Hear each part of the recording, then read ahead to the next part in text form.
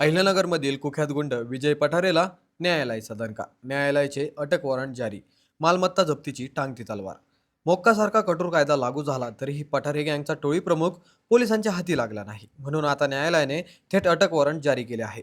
मंडळी, अहिल्यानगरातील विजय राजू पठारे टोळीविरुद्ध संघटित गुन्हेगारी नियंत्रण कायद्याअंतर्गत कारवाई झाल्यानंतरही टोळी प्रमुख विजय पठारे, अजय पठारे आणि सनी चावरे हे तिघे अद्याप फरार आहेत. त्यामुळे जिल्हा व सत्र न्यायालयाने त्यांच्या अटकेचे वॉरंट काढत पोलिसांना त्यांना तातडीने अटक करून न्यायालयासमोर हजर करण्याचे आदेश दिले आहेत. या प्रकरणाची सुरुवात 15 मार्च 2026 रोजी झालेल्या प्राणघातक हल्ल्यानंतर झाली होती. तपासात या टोळीविरुद्ध खुनाचा प्रयत्न, मारहाण, खंडणी आणि दहशत निर्माण करण्यासारखे एकूण 12 गंभीर गुन्हे नोंद असल्याचे समोर आले आहे. त्यानंतर वरिष्ठ स्तरावर मंजुरी मिळाल्यानंतर 5 आरोपींवर मोक्का लागू करण्यात आला. आता फरार आरोपींना पकडण्यात पोलिसांना कितपत यश मिळते याकडे सर्वांचे लक्ष लागले आहे.